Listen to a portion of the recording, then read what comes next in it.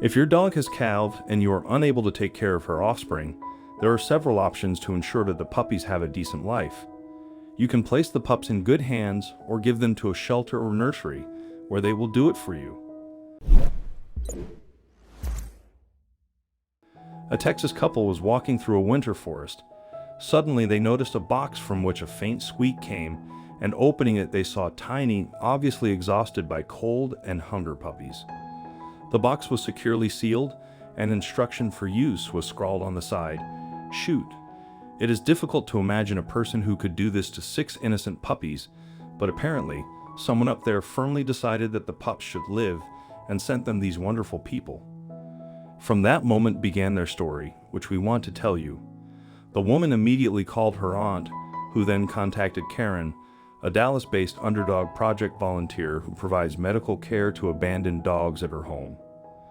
The day after Christmas, Karen drove to Gary, Texas to meet her aunt in the McDonald's parking lot and take the puppies from her.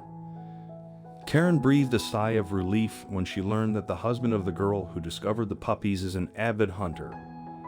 He could easily follow the instructions and shoot the poor fellows. But Karen had time to heal them and convince the man not to kill the puppies. Initial examination showed that the babies were about a month old. All of them suffered from malnutrition, as well as other illnesses and injuries. One had an infected bite on its muzzle, and the other had its tail almost completely bitten. Because they endured such hardships in their short lives, Karen named them after the Greek gods: Ares, Apollo, Aphrodite, Athena, and Atlas. The smallest puppy, a girl, was named after Hera, the supreme goddess. Although they were safe, things didn't go as smoothly as expected. 3 puppies, Athena, Aphrodite, and Ares, soon developed massive coccidiosis, so they were rushed to the vet. Unfortunately, Athena and Aphrodite did not survive, but Ares managed to pull through. Ares returned to Karen and his siblings, but after he almost died, the puppy became more obedient and not as restless as the others. Karen was only too glad, as she could barely handle them. Now he has become very quiet, gentle, and whines more often than others.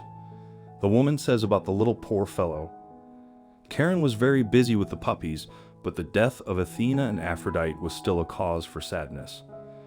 This was the first time that one of the dogs she helped had died, but this only increased Karen's desire to help others to be healthy and happy. Today, the remaining 4 puppies, Ares, Apollo, Atlas, and Hera, are doing well. They love to run and play like puppies should. The 3 boys love to play catch-up and sometimes get stuck under the sofa. They whine loudly in there until we get them out. The puppies are very attached to daughter Karen Blakely, who suffers from multiple sclerosis and blindness. She is very good with dogs. Karen thinks it's very good for a sick girl. In addition, Karen developed a special bond with Hera, the smallest puppy. Hera is blind in one eye and I want to keep her, she says. The day I brought the puppies home, I thought she was going to die. I wore it in a sports bra for almost 3 weeks because it was very tiny and shivering from the cold.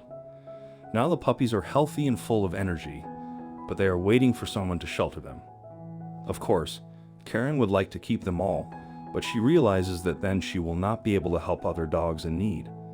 However, she is sure that the puppies will definitely fall into good hands.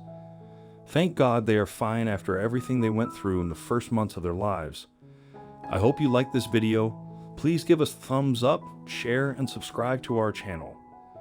Press the bell icon to never miss the notification from our channel. Thank you.